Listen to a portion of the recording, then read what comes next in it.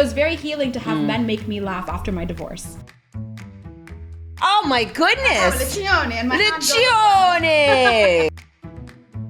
Comedy is cheaper than therapy. I agree with that. True. And he says, and she hasn't shut up since.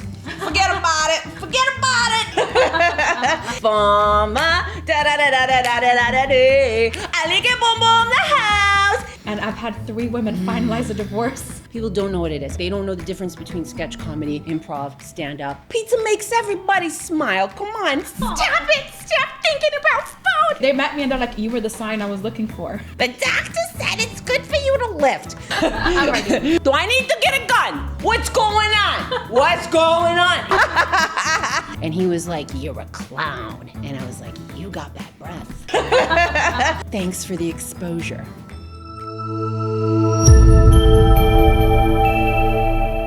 Assalamu alaikum and welcome to Press Pause with Jouhayna. On today's episode, I have somebody who empowered me in a time that was very not powering. Mina, my comedy teacher. Can I just acknowledge the fact that you said my name right? Yeah. 𝐿𝐿'. I've been practicing. Oh my goodness. 𝐿𝐿 and my 𝐿𝐿'. No, I really wanted to point this out because so many people do not take the time to pronounce my name correctly. I was on live television and a woman, this is live television in the States, and she was like,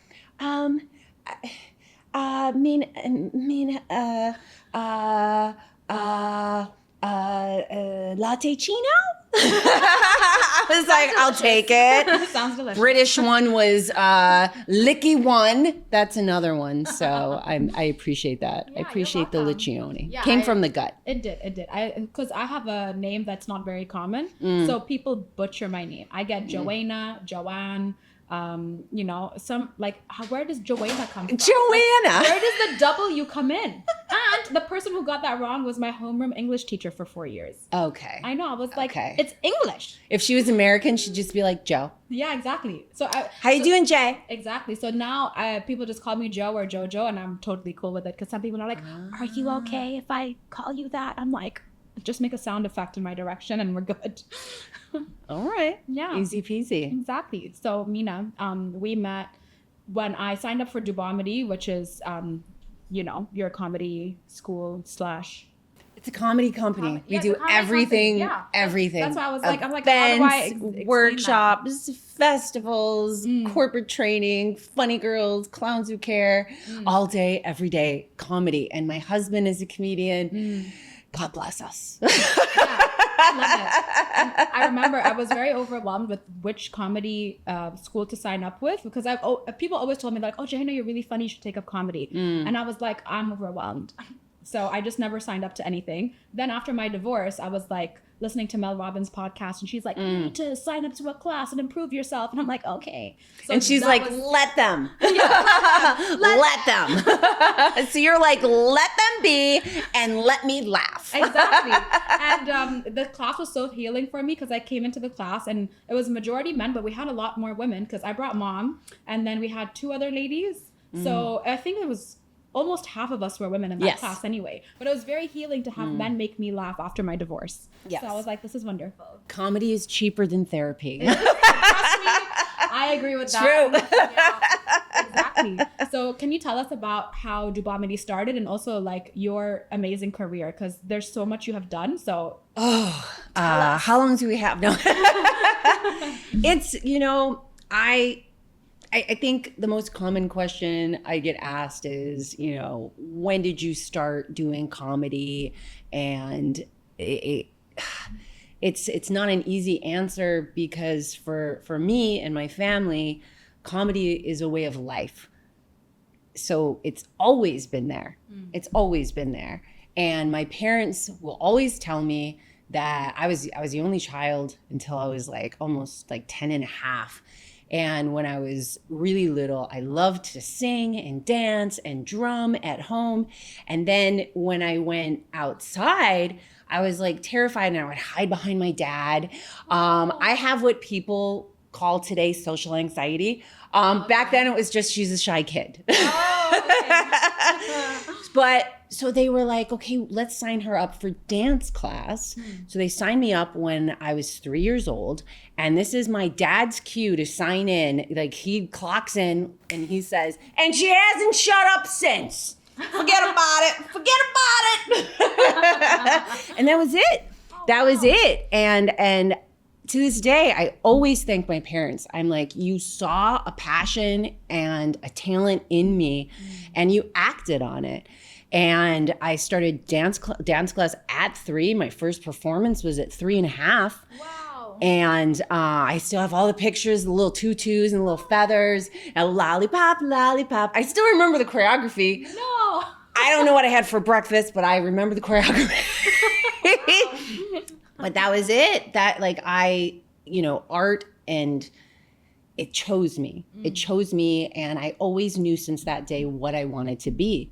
There was no question, and I went on to do tap dance was my favorite, but also musical theater and jazz dance, and I went like, oh my God, my parents, God bless them, like they drove me back and forth, paid for all these dance costumes. My mom's sewing on sequins, and she wasn't a dance mom.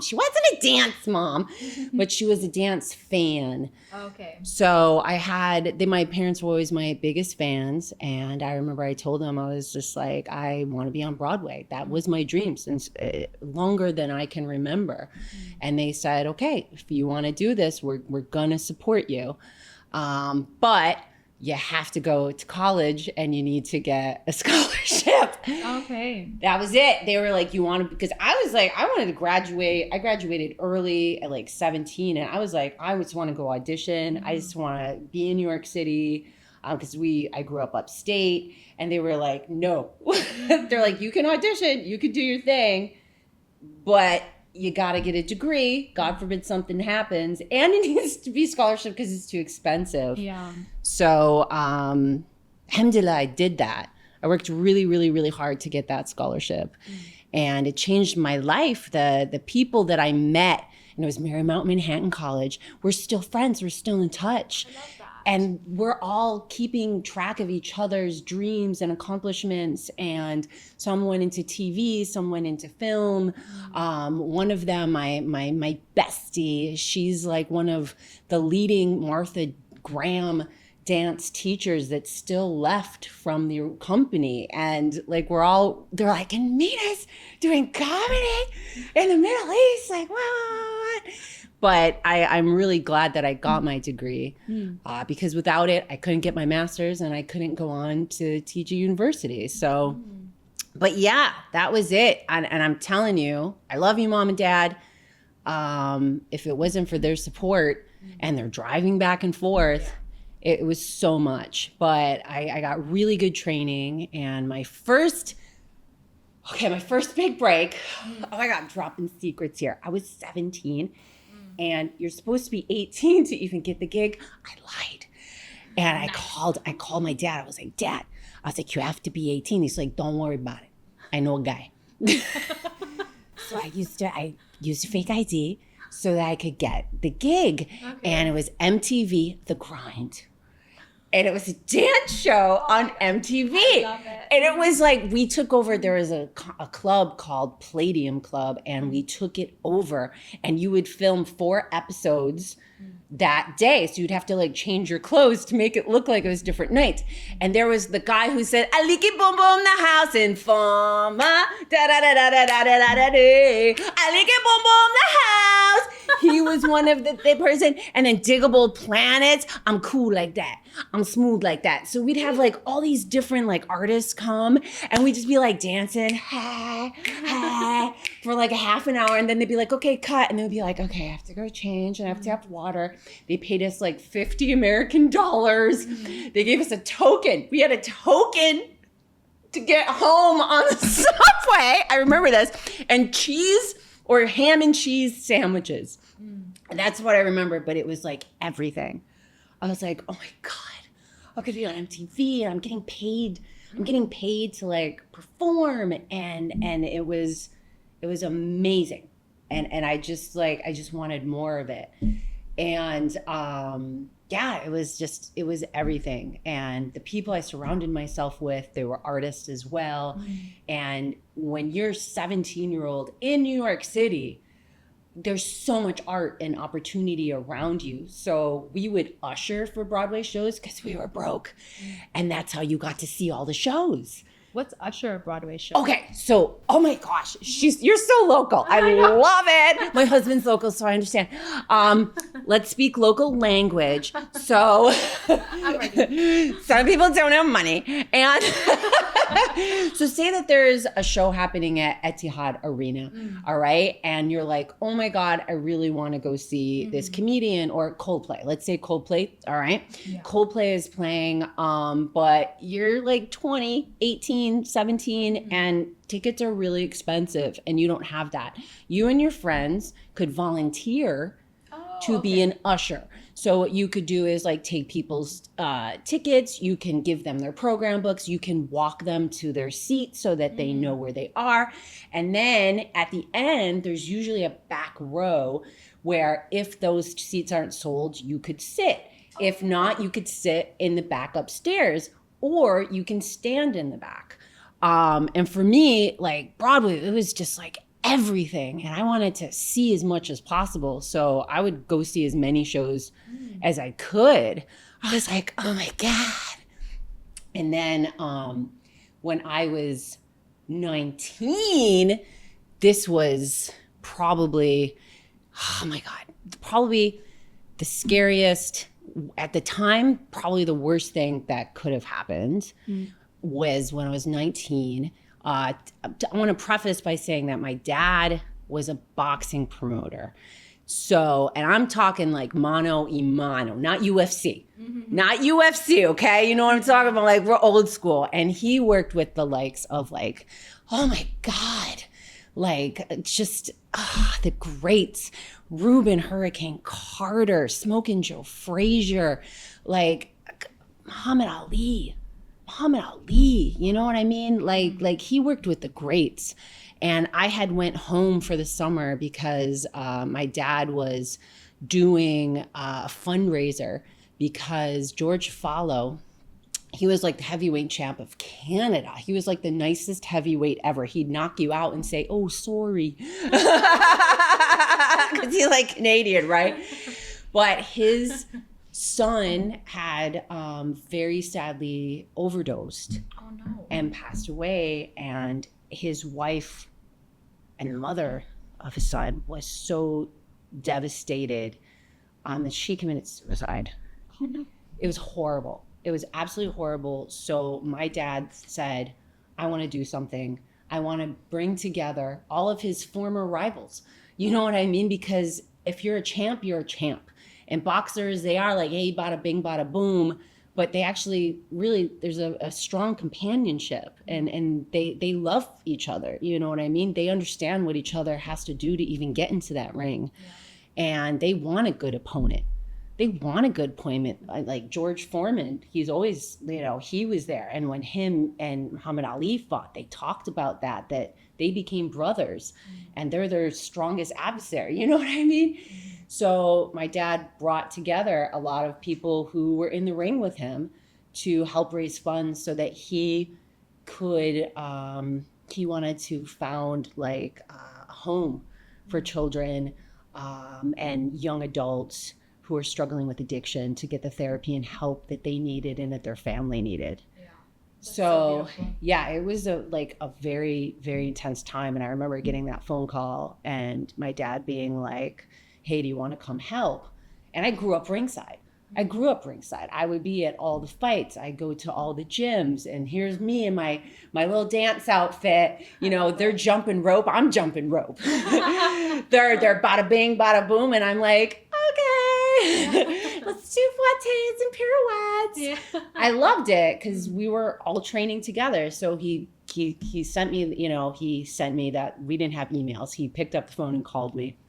I said, I want you to come back for the summer. Just like old times, you know, I was his little shadow. And so while we were working on that show, because there was a lot to do, there's just a lot to do, a lot of things to organize.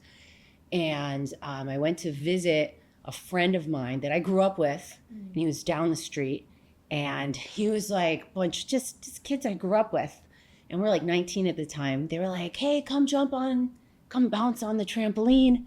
And I was like, no, I'm good. I don't want to do that. I'm good. And then he kept bouncing. I was like, yeah, it kind of looks fun. But I'm like, no. It's just like a lot of dudes. And then like me and my girls were just, we're on our side doing our own thing. So then they went in the house. And I was like, okay, no one's here. I was like, okay. And I said to my girls, I was just like, I'm just going to go bounce for a minute. So I was like, okay. And I was like, oh, it's kind of fun. And it's outdoors. It's like a big round one with the metal frame. You know, I'm like, hey. So I'm getting into it. And my friend thought it would be funny to surprise me and jumped on. Hello. Yeah. So as I'm going, boom, I'm like, hey, girl, hey, feeling cute. He was like, boom, bop. Oh, no. Yeah. Like, it's crazy. Like, fly up in the air, landed, whole right side here, and then flip back over onto it. Broke all of my ribs. All of your ribs? On this side. All of my ribs. How old were you? 19. Oh my God. On full scholarship. No. In New York City. That like 100 people would kill for that spot. Lung collapsed, internal bleeding, had whiplash. My vision was blurred. I couldn't even like see. And if your lung collapses, you're like, like it's insane. You don't know what's happening. So the ambulance came and they whisked me back in, and then they told me everything that was happening. And like my parents come running in, and my dad has like a box of donuts because he doesn't know what happened. He's just like, got your favorite donuts, don't worry about it, baby girl. Come here. My mom's like, I don't think she needs a donut, Tony. Got time for food. Okay, fine, I'll get her a pizza. Pizza makes everybody smile. Come on, stop it. Stop thinking about food. So there's this argument about food. I can smell a meatball sub. I know he had one in his bag, like in his pocket or something. I'm like, I can smell the meatballs, Dad. But there is, and when the doctor told them everything, and they were like, she's gonna have to stay in the hospital, and I was just in shock. And the doctor looked at me. He looked at me. I'll never forget this. He was a douchebag, and he was like, you need to find a new dream. He told me I needed to find a new dream and get a real job. When you already beat down? Yeah. Yeah. Because dancing, he was like, you're not going to dance anymore. Wow. And my parents were sitting there like, well, she worked so hard for the scholarship. Yeah. And literally this was like my dream. And this guy just like completely just crushed it. And I remember being like, oh my God, like there was no other, there was no plan B. There was no other thought. It's like, this is it. Yeah. This was it. So that happening was soul crushing. It was physically crushing. My parents were terrified because they thought I was going to be paralyzed. Yeah. And the nurses, God bless them, were so sweet. And they just kept saying, you were so close to your spine, but God was looking out for you. Yeah. So I stayed in the hospital for like 2 weeks, and it was just horrible. Those 2 weeks, it felt like 3 months because you're like alone. And all you can think of is, I don't think I can go back to New York City. So what am I going to do? Yeah. What am I going to do? Just spiraling. No. I can't even imagine. No. And I have to let them know because it's summertime going in. So I had to take a semester off. And my dad's very persuasive, so God bless him. He made the call. And I remember 2 weeks out that my parents came to the hospital, and my dad was like, we're breaking you out of here. We're breaking you out of here. And that was the day of the Muhammad Ali event. And I was feeling very down. And I was just like, at that point too, I was like, I don't even know if I want to go. I couldn't move. It hurt to laugh. Oh, no. And I have a funny family. Like we're always telling stories. We're telling jokes. We're always laughing. And physically, I had to go, ha, ha, ha, ha, ha. Oh, no. Ha, ha, ha, ha, ha. And just then a nurse walked in, and there was a big, and I have a picture of this somewhere, there was a big vase with flowers that came in, and there was an autograph, like there was a little card that said, Muhammad Ali, love Muhammad Ali. And I was just like, Muhammad Ali, the Muhammad Ali took time to send me flowers to make sure I was okay. I'm going to that event. Yeah. I'm like, I'm getting out of here. I'm getting out of here. And my parents were like packing all my stuff.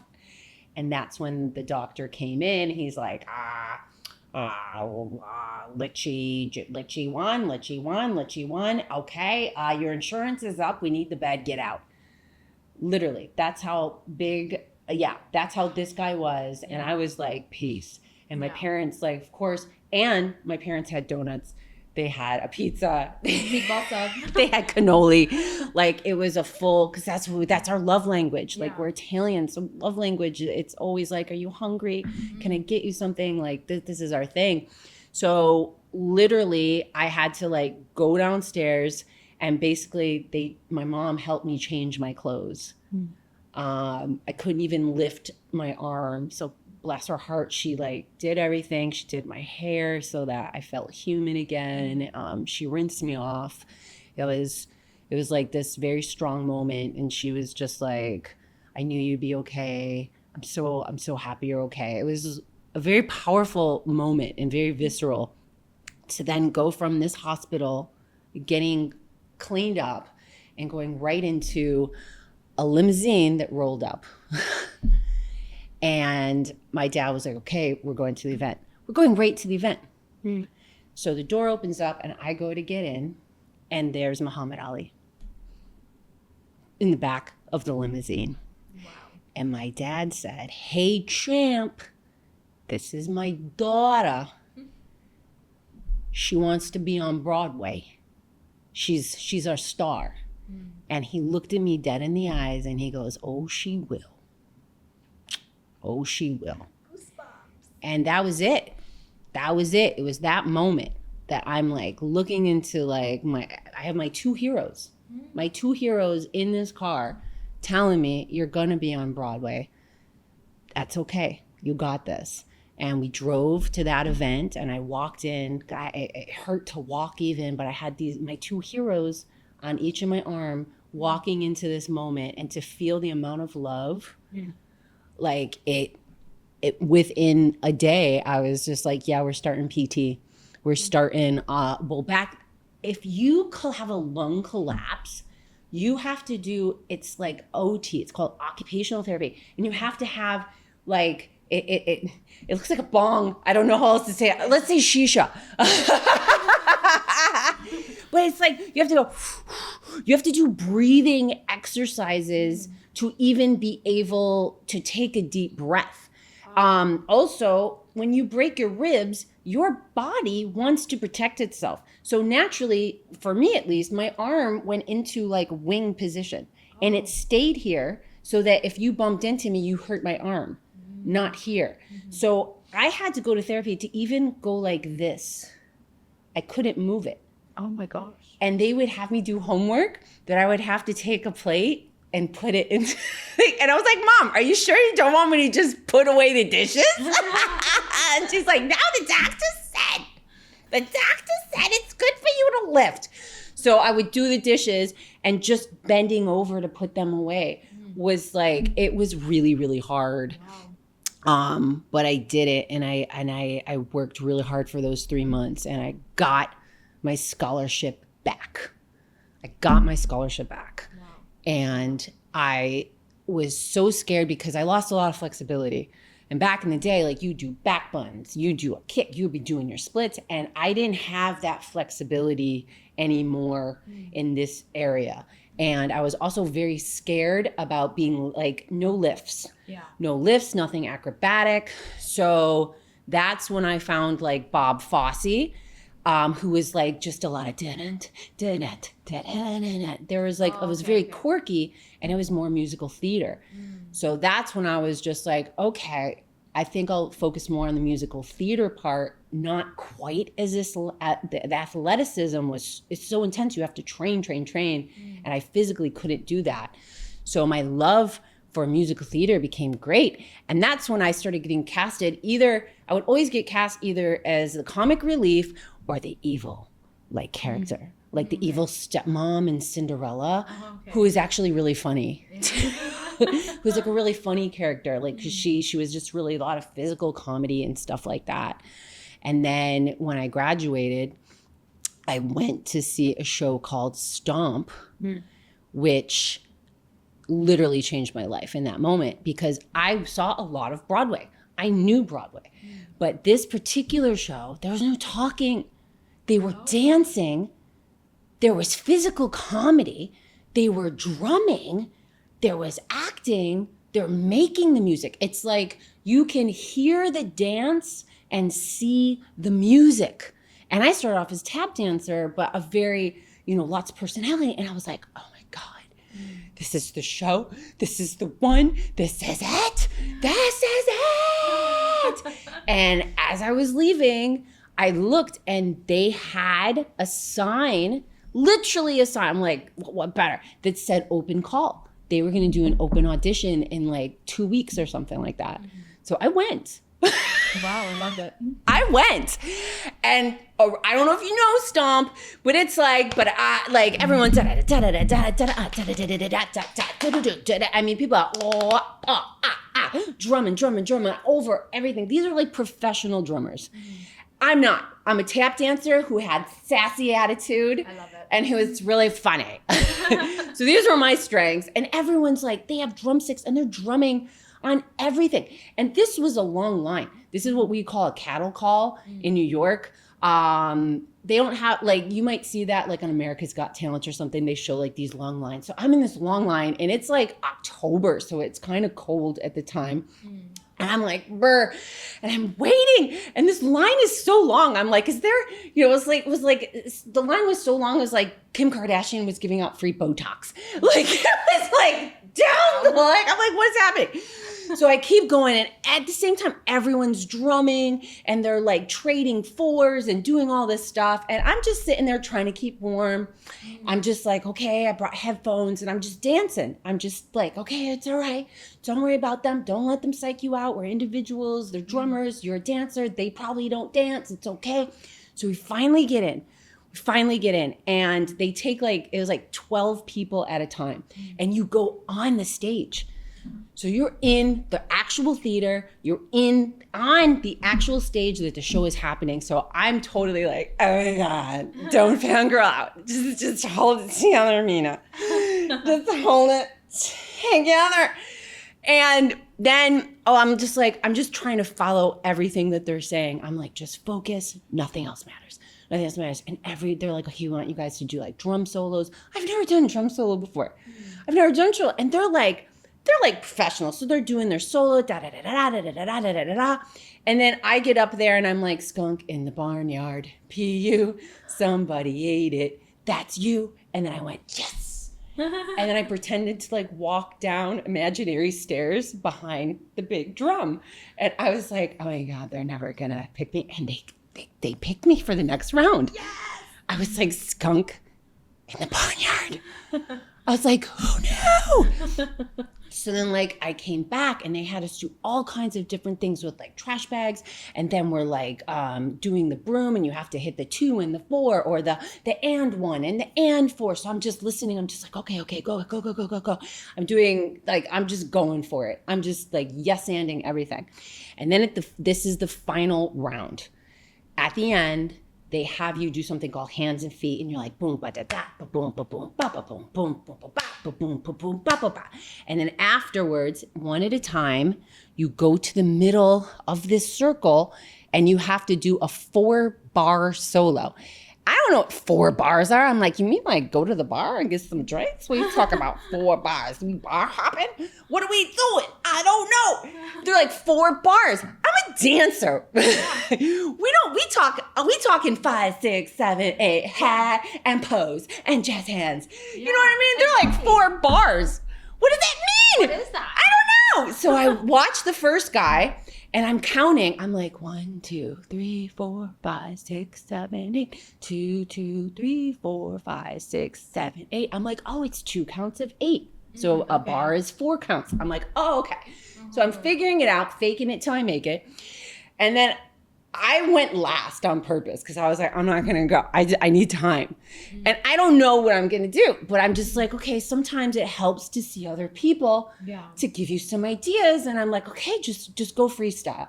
I don't know what I'm gonna do yet. And I was like, okay, well, no one did any splits. No one did anything like funky. It's pretty much more drum and rhythm. And I was like, just go out there and dance, girl. Go out there. You got personality. You're sassy. Again, you're the funny one. Go out there and do it. So I did. I went out there and I was like, oh, hey, okay. I was going for it. I was feeling it. I was voguing my way out there. And then somehow I had the idea to pretend that there was like a mosquito or a bug flying. So it was like 1, 2, 3, ooh, whoa, bah. And then I remember specifically doing this high kick, and I kicked myself in the head because it was so high, but I had to go for it. I was like, bam! And then I turned, and I jumped in the air, and I landed in a split, and I was like, that's right. And when I landed in a split, my pants split. Nice.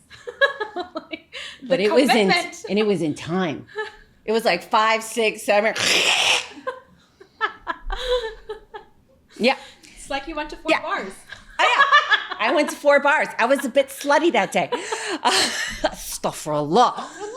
I used to be American. But I was in the pose and I'm holding it and they're all behind me. And it's primarily guys. Oh. And I'm sitting there and I'm just like, oh my God. Oh my God. So I get up and I literally put my hand behind my booty because I was just trying to cover it up. And I said to them, and I quote, "Thanks for the exposure." I love it. You have to just embrace it, and you did. Thanks for the exposure. Who said this? That's excellent. I was funny. Hilarious. And I walked off stage and they have duct tape. We call it duct tape, but it's like a technical tape. I literally took a long piece and just taped my pants because I was like, I have to leave. I have to go outside. And this was the end. This was like the 3rd callback. And I'm like, I'm never going to get this. Never gonna get this. I felt really down on myself. I went and got a cheesecake and I like cried myself into the tears in the cheesecake because New York, we have really good cheesecake. And I remember this being like, oh yeah, okay, well, at least I tried. And you know what? I had an accident like a year and a half ago, and the fact that I even went. I agree. I was like, the fact that I even went was amazing. And then I got a call from my agent. It's like, hi, Mina, it's Estelle. You got the job. And I was like, what? And she was like, I was shocked too. And she was like, pack your bags, get your passport. And I was like, I gotta get a passport. Woo! Because Americans, we don't get passports. We don't, unless you gotta leave, you know what I mean? But I was so excited. Like I screamed to the point that it hurt. Wow. Because it's still, there are certain things that were still sore. Yeah. And I called my parents right away because I have to call my parents. That's the first thing I had to do. And I was just screaming. I couldn't even, I was like, I couldn't even process words. And I heard my mom is just like, what's the matter? What's the matter? My dad says, do I need to get a gun? What's going on? What's going on? He's full dad mode. He just hears his daughter screaming. Yeah. And he's freaking out. And I was like, I got the job. And my mom's like, we're on We did it! We did it! We're on Broadway! And I was like, that's right, we did do it. We did freaking do it. Yeah. And the training was so hard and so amazing. It was like 9-hour days. Wow. 9-hour days of just like with a broom, with a trash can, with matchboxes, with different bags, like everything you can imagine. We ate, slept, breathed this show. And I remember it was like everything. And I was like, I can't believe I'm getting paid to do this. Yeah. This was like literally my dream. And it was so amazing. And the people, and we're still very much in touch. Wow. Very much in touch. We have like a Facebook group. And I did go on tour. And this is the first time I had to get my passport, because it was the first time I was like going across Europe on tour with a show that I loved. And I got cast as the lead comedic role, which is usually played by a guy, a really short guy. So they went with an olive oil. Okay. And then there was another character that I played called Cornish. And the audience doesn't know their names because we do it, but that role is also a bit of a quirky, more movement, funny thing. So it really suited my personality. And one of the first stops that we went to on tour was upstate New York, Rochester, New York. That's where I was born and raised. That's where my parents lived. And I lived there until I was a teenager. So everyone I knew, everyone I knew, my parents, the priest, the neighbors, cousins, even people that I didn't like in high school, all of a sudden they're my best friends. You know what I mean? Yeah. Like everyone from my dance school, my former dance teachers, everyone was there. It was like, I remember peeking out and being like, oh my God, don't mess this up. Yeah, I can imagine. But as soon as I found out that we were going to Rochester, I sent that douchebag doctor a pair of VIP tickets. Nice. And I said, thank you for not believing in me. Because if it wasn't for him, because I'm stubborn. Yeah. I'm stubborn Italian. And if it wasn't for him saying, I'm not going to do this and I need to choose a new dream, if he didn't tell me I couldn't do it, was he a hater or was he a motivator? It's up to you to decide. Exactly. And in that moment, because he told me I couldn't and that this was the end, that really spiked it. And then having my dad and Muhammad Ali being like, no, girl, you got this. But I gave him those tickets. I don't know if he was there. I didn't see him after the show, but in my head, the end of the story is that he was there and he was like, she did it. She did it. Boom. But it was dope. That was the beginning of like my professional career. Wow. Yeah, and I traveled the world with that show. I love that show. How long was that for? Well, the show is still running now. Wow. It was just like not a few months ago. It was at Dubai Opera. Very different cast, obviously. Duh. But it actually started in the UK. The creators, Luke and Steve, are from Brighton, and they started off like at the Edinburgh Fringe. They were a junkyard band. They were a street band in Brighton. Then they went to Edinburgh Fringe. Then they got funding to go to Australia. Then they started the sit-down show in the UK, and then it went to New York. And that's when it really blew up, because if you got a Broadway show in New York and you're traveling on that, theater circuit, once Americans get involved, game over. Wow. We are fans and we show up and we're loud. So that I went back. And let's fast forward some time. This is interesting. My career was so important to me, and since I was a dancer forever, people would be like, you got to do it before you're 30. You have to do it before you're 30. You don't, there's this expiration date in your head because you're an athlete. Yeah. And I had a very big injury. Yeah. I had a big injury that, as my dad would say, could have died. That I had to work extra hard to then to do Stomp. And after Stomp, I worked with Cirque du Soleil, and I worked with a lot of theatrical circuses. Then by chance started doing stand-up comedy. I always did comedy. Yeah. It was just stand-up comedy happened on accident this was all kind of happening at the same time. And stand up, again, this was by chance.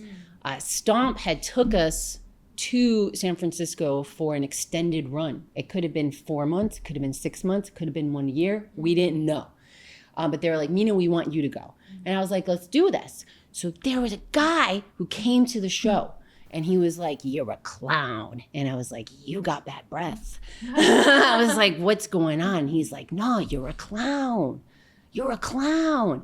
And I couldn't understand what this guy was saying. And then he explained that my physical comedy was so, like, I was such a great physical comedian that traditional clowning and Italian clowning, and he was a casting director for Cirque du Soleil. Oh, okay. That's why he's like, you're a clown. Yeah. Oh. Like literally a clown. And then he was starting this professional program at the Circus Center there, and he wanted to offer me a scholarship and he wanted to mentor me. Yeah. So I said yes and I went to circus school and studied old school clowning, Chinese acrobatics, trapeze, not the flying one. I wouldn't do that, but static trapeze. Okay. And I did that during the day, and I performed Stomp at night. Wow. And then Stomp was like, we're going to leave. Do you want to come? And I said, no, I think I'm going to check this out. So I got to work with Cirque. I got to work with New Pickles Circus, Make a Circus, Velocity Circus, all kinds of theatrical circuses without animals. No animal cruelty involved. And and I ended up getting my master's while I was there. Wow. Because, again, there was an opportunity. And I'm not just a dancer. I'm not just a singer. I'm not just a comedian and an actor. I do everything. Yeah. I pride myself on, like, no, I'm an interdisciplinary performing artist. Yeah, because when I had to introduce you, I was like, yeah, it's hard. You take over. It is. It's hard. But I call myself just performing artist. So to get a degree, there was only 2 schools. At this time, there was NYU that had Experimental Performance Institute that was interdisciplinary, that had all the different things that I loved, or New College of California, which was in San Francisco, and that's where I was. Oh, okay. So I went there, and I was just like, what does a girl got to do to get a scholarship? I was like, at least half or something, and they came and saw me perform. That was my audition. Oh, wow. They came to a live show. Alhamdulillah, I had that opportunity to be like, why don't you come see me in action? That's better than an audition. Exactly. And then we sat, and then I did like the other improvs and met everyone, because they want to make sure that your attitude is right as well. Because when you work with a close-knit artists like cohort, you're together every day. So if someone has an ego or isn't very nice, it's very challenging. So I met with the group, and we did some improvs, and we played and did stuff. And I was like, this is a great opportunity. So I got my master's. I was like, nope, I'm staying. And while I was getting my master's, I had to host this big fundraiser. I do a lot of fundraisers. I really do. But they were like, Mina, this will be perfect for you. They were trying to raise funds for the community center. And then there was also this shelter, and they were trying to help the homeless community. I was like, say no more. I am in. Yeah. I'm in. So as I'm emceeing, everything goes black. Huge technical issues. And they're like, Mina, go on stage and do something funny. Now, I'm a performer. I've done a lot of improv. I've done a lot of acting. I love comedy, but I've never done stand-up. Okay. So now I understand this is called crowd work, but back then I didn't know what this was. Oh, okay. So I just started asking people questions, and I started making fun of the situations. And based on their prompts, I would just tell funny stories. And I even brought someone on stage, and we were laughing about something that was happening at the time. And we just worked through it until the power came on. And then I used that. I was just like, people who are homeless, they don't have power. Yeah. They never have power. And somehow it tied into it. Everything. Yeah. I was very smart. I was very good at improv. Fake it till you make it. I was like, just go for it. Tie it in. So I managed to tie it in. And some people thought it was part of the show. Wow. Yeah. And I was like, that is excellent. Okay. And then other people were like, Mina, you need to do stand up.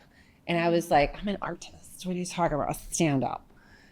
And, you know, at the time, like a lot of the main, very famous stand-up comics were men.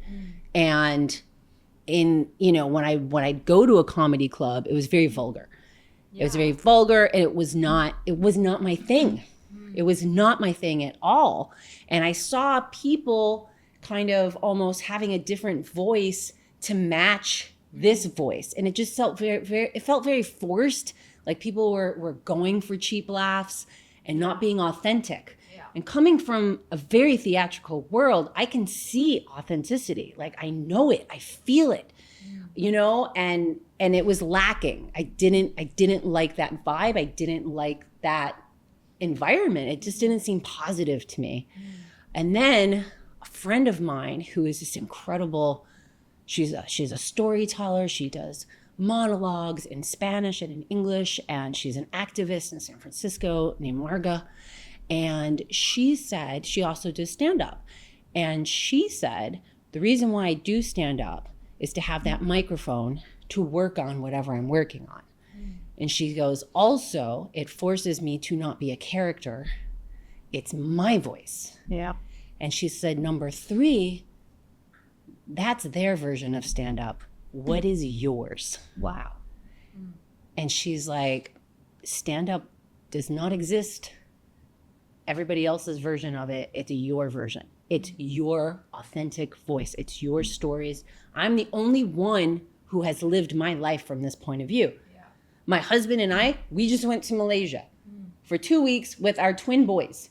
Of course we're writing jokes. We've experienced the same stuff together, but his jokes are from his point of view and mine are from my point of view. And we have completely different punchlines and different versions of that. Because they always say there's 3 versions to every story: mine, yours, and what really happened. Yeah.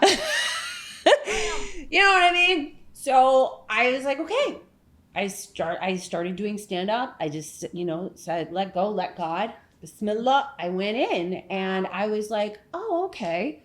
And then I found my tribe at the time. And there wasn't that many women. But I found my tribe. And then they were like, Mina has to host. I was like the official host all the time. They're like, no, because you're really good at crowd work and you sing and you dance, because art reflects life. So a lot of stuff, I would write a lot of parody songs, and I did a lot of impressions, a lot of characters, a lot of different voices. I was super theatrical then, way more than now. Oh my God, I can't even way imagine. More. So like when I first started doing stand-up, it was different, but also in San Francisco, stand-up comedy is way more experimental. So you can, there's a lot of different funkier, you know, different shows and stuff that sometimes they'll jump into a sketch, sometimes they'll jump into a character. So it was a bit different. It was very, very creative. There's a lot of different types of artists there.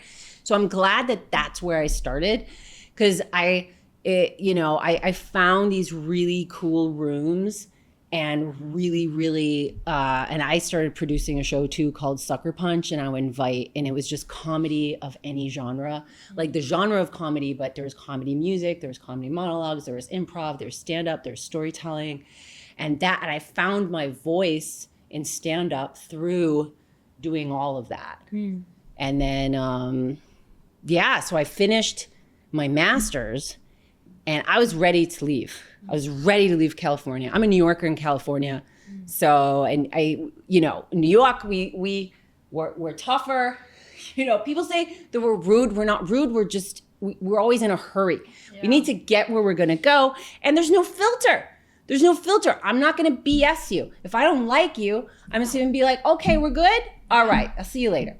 I'm not going to pretend and then talk behind your back. We don't do this. Yeah. We don't do this.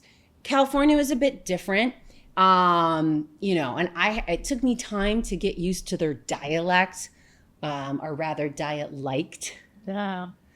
So like, Megan, hi. I was like at the store and you're like, never gonna guess who I ran into. That witch. So I was like, hi. And she was like, whatever. And I was like, rude. And she was like, oh. And I was like, M. And she was like, J. And I was like, that headband makes you look fat. And she was like, shut. And I was like, up. And I was like, listen, Ryan has a girlfriend and it's me. And she was like, nuh-uh. And I was like, nuh-uh. And she was like, nuh-uh. And I was like, nuh-uh. And I was like, nuh-uh. And I was like, nuh-uh. And I was like, nuh-uh. And I was like, nuh-uh. And I was like, nuh-uh. And I was like, nuh-uh. And I was like, oh my God, is that the new Ghoukie handbag? You're going to come to my pool party tonight. Like, see you later. Love ya. Mean it. Bye. Wow. Yeah. Like, this was like not just a movie. Yeah. I was like, oh, wow. This is, you know, when I went to LA, like there was a whole other vibe. So I was kind of like, I've lived it. I've loved it. New York makes you tough. LA makes you soft, a little bit softer. And I was just ready for a change. And I had gotten offered a gig in Vegas. And I was like, yeah, I don't think I can live in Vegas. Vegas is haram. It's like, there's a lot going on there. And I was like, I don't think that's my vibe right now. And then I remember literally like looking up and just saying, okay, like letting go, letting God, and just saying, what should I do next? And the next day, got a phone call, not from my agent, but my friend Paul from 𝐼𝐸. And he said, I booked you a gig in Dubai. We're going to do, you know, a week-long gig in Dubai. And I was just like, Dubai? I was like, no, I don't want to go to Vegas. Like, what's Dubai? I'm like, I don't even know. Vegas is that? I know. And he's like, no, in the Middle East. And I'm like, wait, like Al-Qaeda Middle East? Or like, I'm American. Yeah. And we didn't have internet growing up. The only thing I knew about the Middle East is exactly, Western media, Fox News. I don't even watch Fox News, and somehow it's everywhere. What that American propaganda machine taught me. Yeah. And even then, I always knew, no, this isn't true. But I couldn't prove it. I didn't know exactly what it was, but I knew this isn't right. So I said, okay. I said, you know what? I had a lot of fears, and people were like, oh my God, no, what are you doing? This is crazy. This is like 5 years after 9/11. Oh. This is like, wow. Yeah, or 6 years, sorry. It's like 2007. So I went. I took that leap of faith, and I was just like, it's only a week. Let's just try it. And I get here, and first things first, there was this man, lovely local man, and he's like in Condora.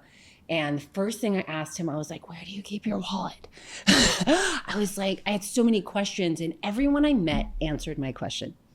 And they were so polite to me. And I remember like that gig turned into 2 weeks, then 3 weeks, then 4 weeks. I ended up staying a month because I could do clean comedy. I tap danced and did body percussion, so they wanted me to teach at the universities, and for the music programs, they were like, oh my God, wow, you were in Stomp. Oh my God, can you teach? And I love to teach. That's why I got my degree is, you know, I perform, and then I help people perform or find their creative abilities, you know? And you're very good at that. Thank you. You're really good. Thanks. Hear that, Mom and Dad? You did good. Your money. But it was like, then they're like, can you MC this event? Oh, there's a women's only event. Can you perform stand up there? I was like, women's only event? Yes. Say no more. It was awesome. I was like, y'all are like, ah.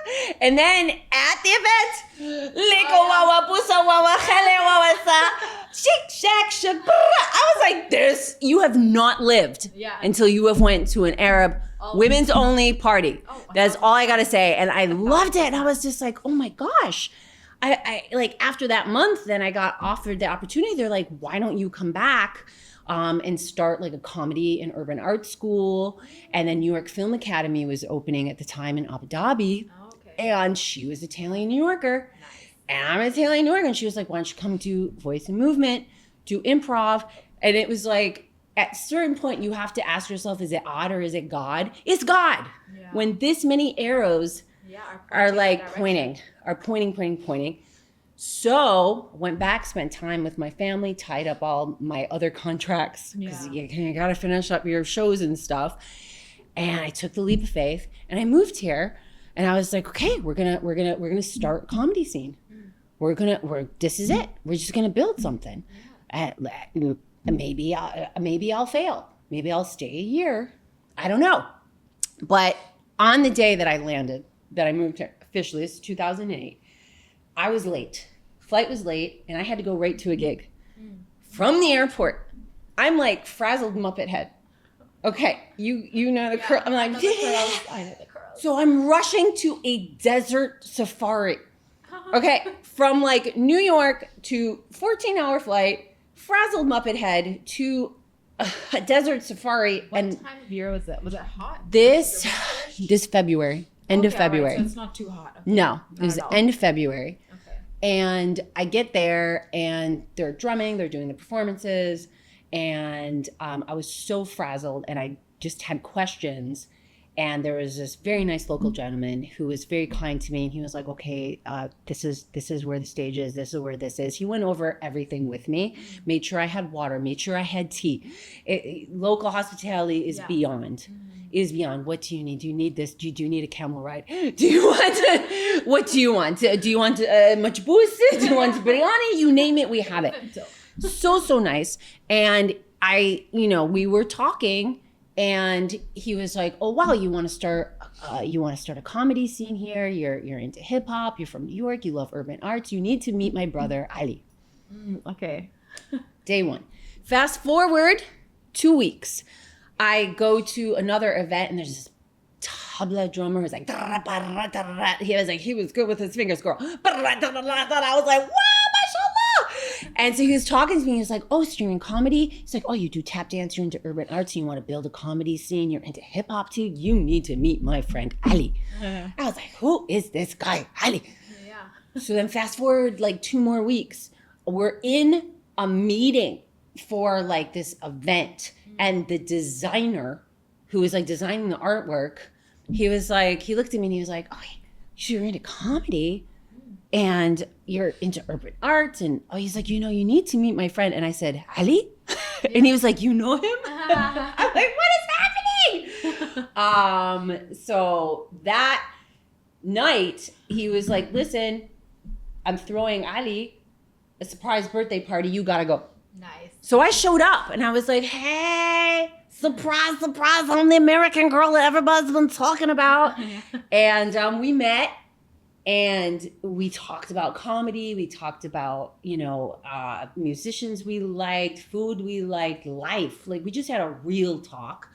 And within a day we were like, we're going to start Dabomedy together. Nice. Ali represented the local culture. He knew the land, the people, the culture. And Ali, and lastly, Ali Al-Sayed, he is so passionate about the culture and making sure that Arabs have a positive voice and breaking negative stereotypes in the West.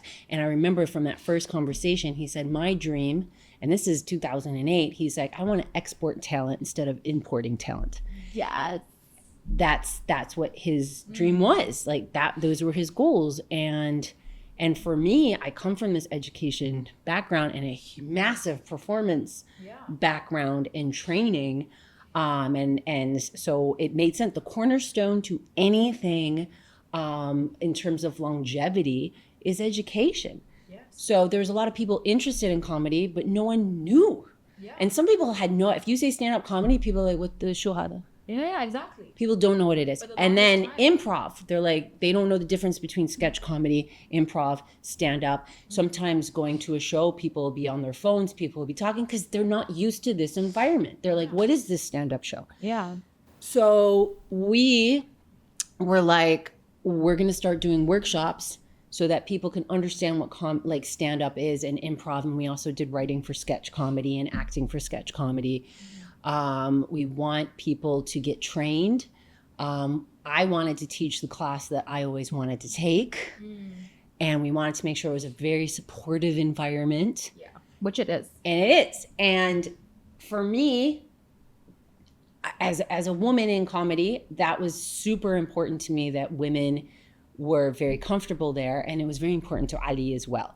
So we had a lot of Arabs coming and locals because they felt comfortable with Ali because they're like, oh, my Inglesi is not too good. And Ali's like, it's okay. Yeah. And then women would come because they're like, wow, she's here. Yeah, exactly. So we would have half men, half women. And this back, again, reminding you, 2008, literally, we would have a circle of 20 students, not one person from the same country. Wow. And after class, without fail, they would walk up to Ali, shake his hand, and say, "You're the first local I've met." Wow. So it was very segregated at the time. It was very, very, very segregated. So our mission was to use comedy as a tool to bring people from all different walks of life, cultures, religions together for a laugh. Let's focus on our common ground more than our differences. Yes. And let's laugh about it. So we always started with like truthful stories and frustrations. And 9 times out of 10, people are like, "Oh yeah, I got that uncle too. Oh yeah, I don't talk about my ex. Oof, dating. Oof, this. Oh, work."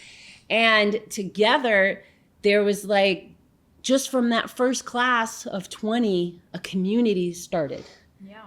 And then the improv, that community, and then they'd come together. So we would do our comedy mixtapes where we did improv and stand-up. We'd bring a musical guest because I love urban arts. I am that interdisciplinary artist, so I love different things. And we could not see, at the time, there was one woman, British woman, who there were comedy shows here, but they were being imported. Yeah. They were being brought from the UK, and the theme was a slice of home in the desert. So specifically, there's so many Brits here, so let's bring the Brits here. We wanted to do the opposite thing and build something for local artists. So that's how, and if we wanted to become famous, or if we wanted to do something, that would have been a lot easier of a route. But to build a community, it takes many years and a lot of heart, soul, blood, sweat, tears, to put in that groundwork.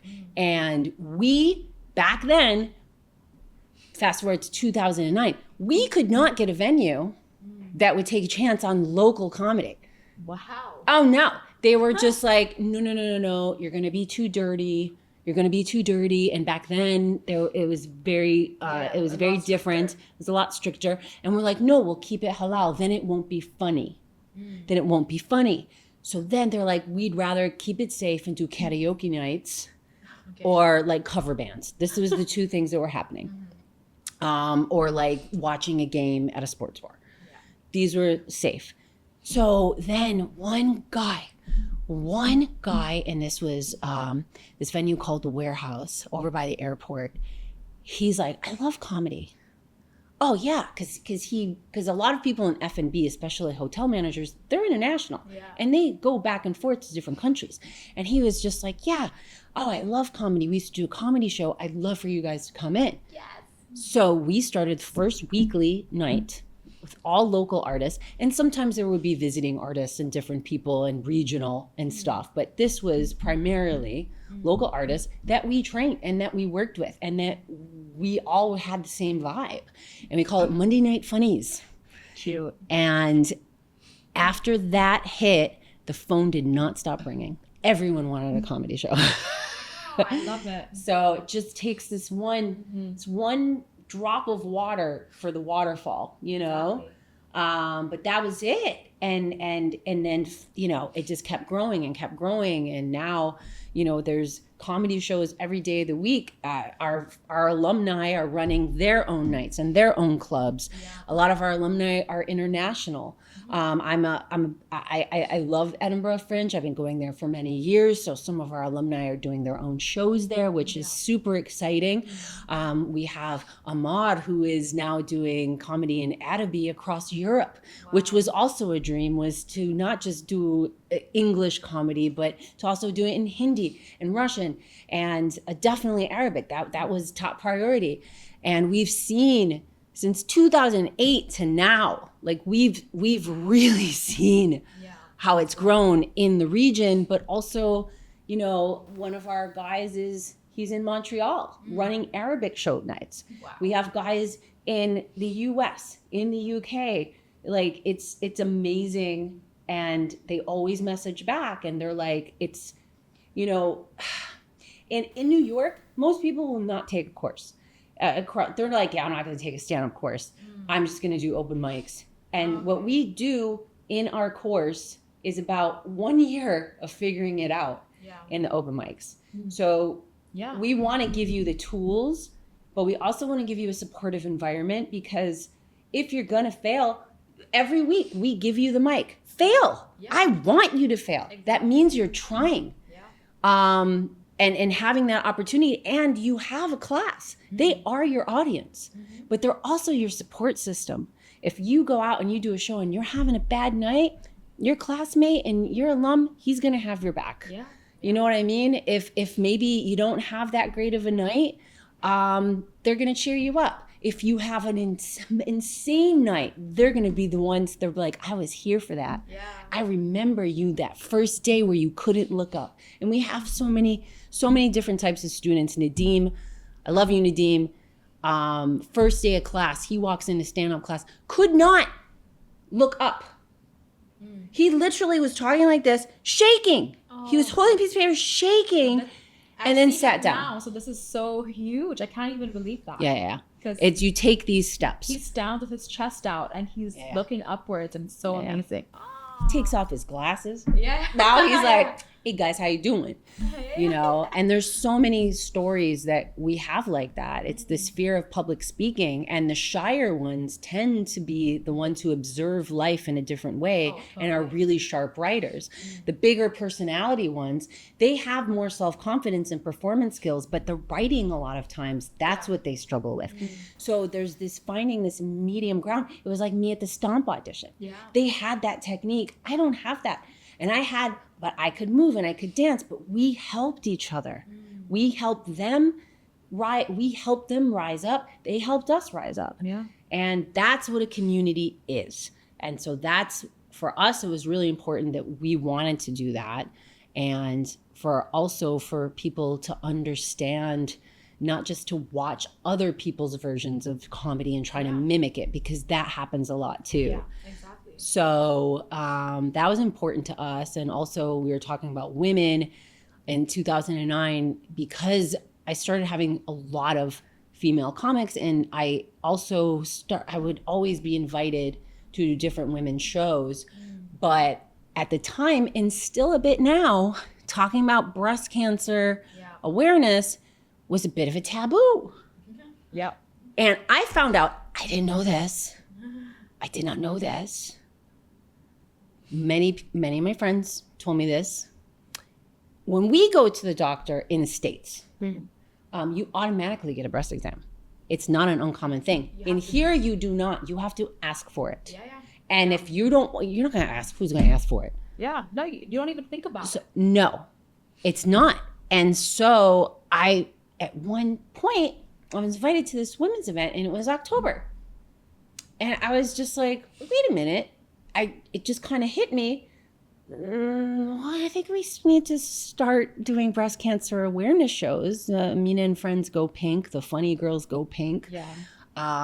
And this is a really good opportunity. And my sister-in-law was, I'm not going to say which company, but she's working at a company, and they had a corporate event for breast cancer awareness because I inspired her, and she brought us in to talk. And they all got tested that year. Wow.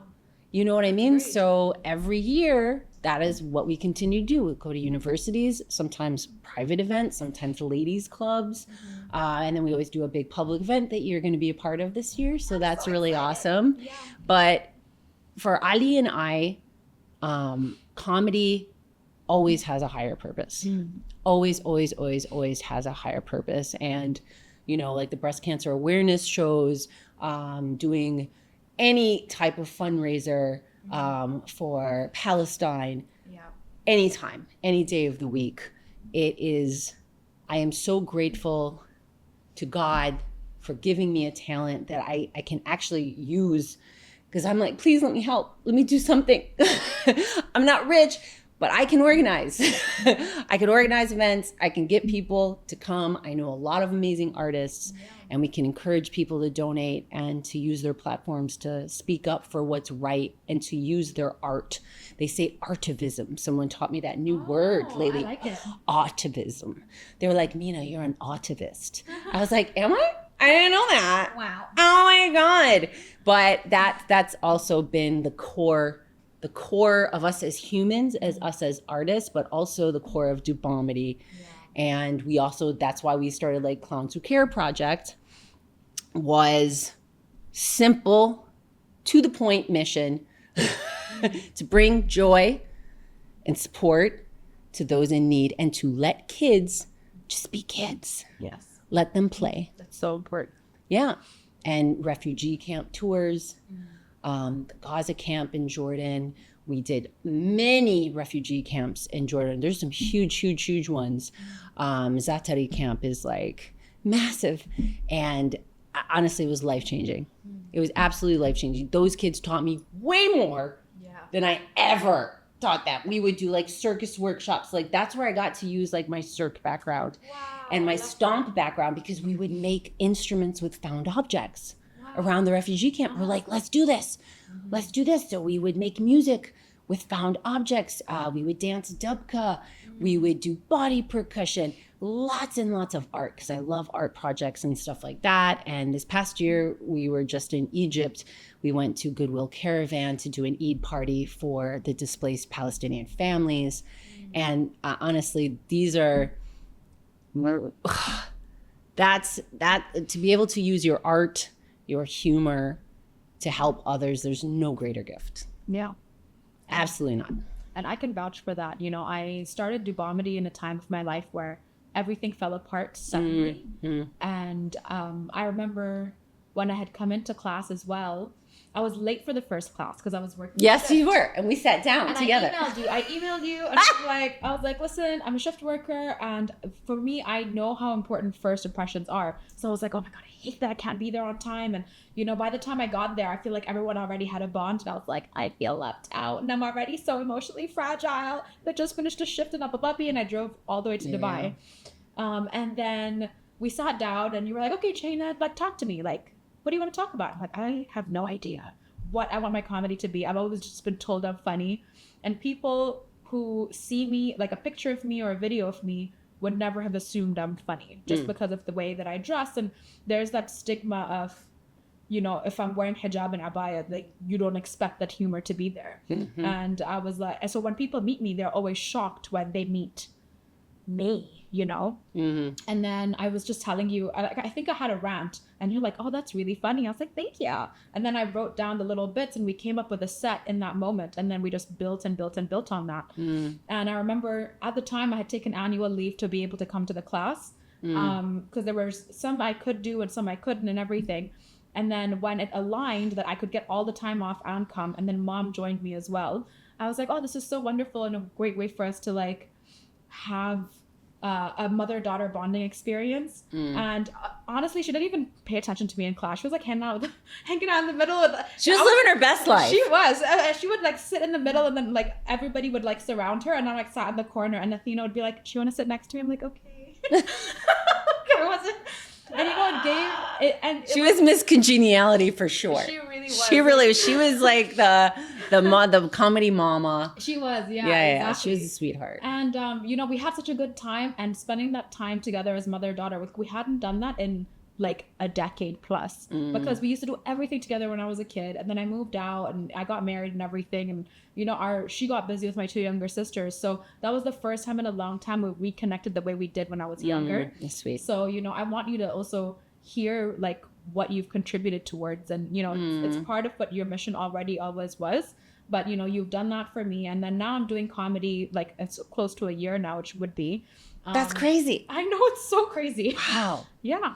Because I remember like the divorce happened, and I was right after that I signed up, and every time now I'm like, I'll just make it work. I'm like, okay, if I can't make the early morning class, can I do the afternoon and switch, because I want to stay consistent, because it brings me so much joy. Like and after such a huge breakup, let alone a divorce, it's very painful. And it's brutal. So once you can start seeing the humor in that, you start to heal. Exactly. You know. So that's, you know, we always ask, I don't know whether to laugh or cry. And when you chose to laugh, that's when you empowered yourself and you allowed yourself to have this new voice, this new chapter, and not just talk about it, you put it into action. Yeah, exactly. Because truth and jest, pain and time is comedy. Exactly. So you embraced it, and it's like, mashallah. Yeah. And you know what I realized, Yeah, it's close to. I can't even believe that. I'm like, see you later, just a few months ago. Yeah. And you know, even in talking about like everything in my set is something that actually did happen to me. Yeah, it's very personal. And it is really personal. And that's why, like, when before the idea I had of comedy, as you mentioned, it was like, I thought it had to be vulgar, but actually I don't use a single cuss word. But because I'm so theatrical, and when you kept calling yourself sassy and you called me sassy, I'm like, what So, you know, when it's the personality comes out. Yeah, and people you come gotta up to own me it. and they're like, oh, that was such a racy set. I'm like, think about it. I didn't say a single cuss word. And there was not even one innuendo in my new set. Because you're a woman in an abaya, Yeah. a local woman in an abaya talking about divorce. Exactly. So, you know. So people are like, wait, they get divorced? And we have the highest divorce rates. That's crazy. We have the highest divorce rates. It's something that needs to be spoken about. And what I realized, and I was really flattered by, is women would come to me after the show and say, I'm going to dump that man. And I've had 3 women finalize a divorce in the last 9 months because they met me and they're like, you were the sign I was looking for. And I was like, oh. And many relationships as well. But the divorces, for them to actually follow through. And then I connected them with a divorce lawyer who came on the podcast as well. So she's been making some money. She's been making money. Oh my God. You need to start getting your commission. Yeah, Like, oh my God. I have a pause discount code that comes right to me. But you're very open also. You right out of the gate, you not only say, I'm divorced, but you go right into saying he cheated on me. Yeah. Like there's no question. So the thing is like with an audience, if they have to ask questions in their head, that means they're not listening to what the comedian is saying on stage. So you called out the elephant in the room. Yeah. You said it right out of the gate, we're on your side. Yeah. Because, now we know. Yeah. Now we know. Because with comedians, we take you in one direction and then we flip it. Yeah. So if you say I'm divorced, maybe it's just a joke. Yeah. Maybe there's a punchline. Maybe you're divorced from your cat. Yeah. Maybe you're divorced from work and you're taking a pause. Like, you know what I mean? We always look for, okay, where's the turn? Where's the twist? And you call it out right from the beginning. So the audience is like, oh, okay, I'm with her. Yeah. I'm on her side. She got me in the divorce. Exactly. I want the So because you're so open about it, absolutely that will inspire a woman to be like, wait a minute, why am I staying and putting up with this as well? Exactly. You know? And I've learned by far, people in the audience who laugh the hardest have gone through some of the same stuff you're talking about, but don't necessarily want to go on stage when have a microphone and tell everyone and make everyone laugh about it. Exactly. And I did an event recently after I injured my foot. So I went on stage with a crutch and I channeled your energy. Oh yeah, because I had quite the same thing happened to me right before a show. Couldn't walk, foot was dead. Exactly. Walked on stage and looked at everyone and was like, "Which one of you didn't say mashallah?" Yeah, exactly. And I was like, I'm gonna be inspired by you. So I went on stage and I'm like, show must go on. And it was like it was a Muslim event, so everybody in the crowd was Muslim. So I go on stage. Oh, that's great. And I was like, someone said break your leg instead of mashallah. Astaghfirullah. From that moment, it just was a vibe. And then I go to a Muslim marriage event and I talk about how everyone should get divorced. So I was like, but there were many divorcees in the crowd. So I'm sure there was. I'm sure there was. We're all here at a wedding, and I'm here to tell you, don't do it. Yeah, don't do it. The divorce party is so much more fun, and also a full circle moment. You know, what I had watched Ali Wong's Single Lady stand-up comedy set, where she talks about how she's living her best life after the divorce. And I remember at the time, I hadn't decided if I was actually going to end the marriage or not. And then I watched that, and I'm like, she seems so okay. So I'm going to do it. And then for me to sign up to a stand-up comedy class a couple of weeks later through meeting a friend, Shahad, and who told me, she's like, you need to do stand-up, because I was catching her up on the divorce. And she was like, everything you're telling me is really bad, but I can't stop laughing. I was like, Yeah. So, you know, it just, it's a full circle moment. Like, laugh in my pain. Even on my days off from shifts, I make sure I do at least one comedy show, because I just have so much fun doing it. And I've built a community with people that was your intention in the first place. Like, I never would have met the people I met if I hadn't signed up to that class, like ever. You know, we have Ahmed, who is Palestinian, Crix, who's Armenian Lebanese, Athena, who's Greek. Janara, who's from Kazakhstan, Lebanese Sam, like Yeah. what? And then there's a mom who's originally Tanzanian, me who's Tanzanian and Marathi, you who's Italian Got a American, New York Italian, exactly, teaching with my local husband. So exactly, like, yeah. what? That's so Yeah. like United Nations, baby. Truly,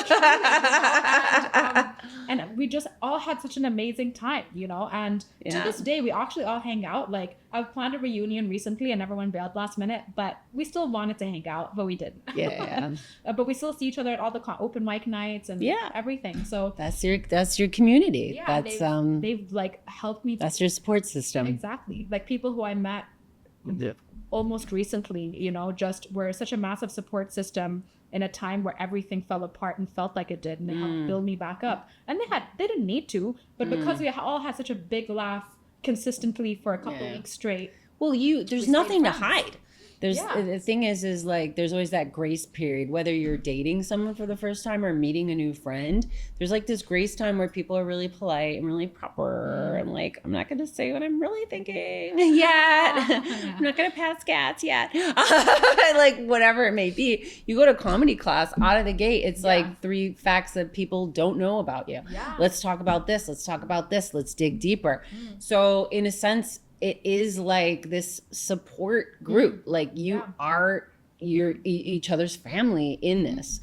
So all the BS is cut out. It's just you there. Yeah, It's you and a mic. Yeah. So it's raw and it's real. So that's why people have to connect right away, because you guys, it's like in a sense like I was saying about being a New Yorker. You know, we're direct, we're to the point. We don't want to have a facade. I'm not going to pretend to like you. If I don't, I'm going to be polite, but I'm not going to talk behind your back. Like it's real talk. So that makes sense. And also a lot of people will say that they have a hard time making friends as an adult. They're like, when I went to school, it was a lot easier when I was in university or at work. But a lot of times you don't want to hang out with people that you work with necessarily. You want to, you know, you kind of separate, kind of like do your thing. I'm going to do my thing. I don't need you to, boundaries. Yeah. So then you come to comedy class and you're like, oh my God, I got new besties. Yeah, truly, like, And that's cool. yeah, and I learned so many new things really cool. from each and every person. You know?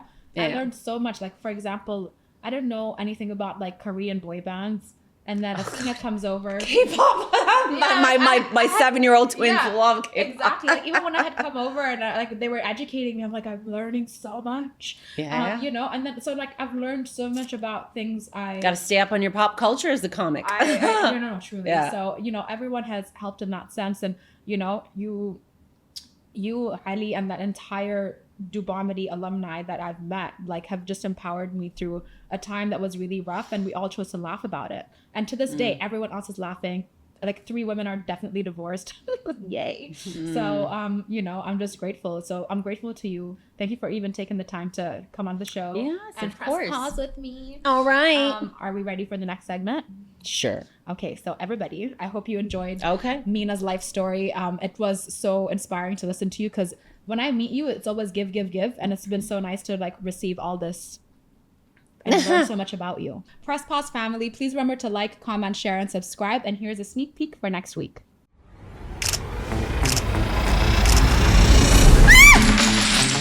I was like, Bada bing, bada boom. she's an all-in-one magnificent queen, Mina Leccione.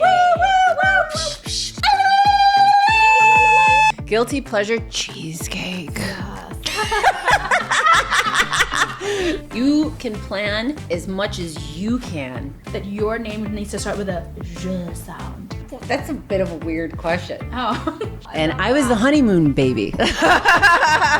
You need to learn to say no and to press pause and to stop. There's a huge difference between being nice and being kind.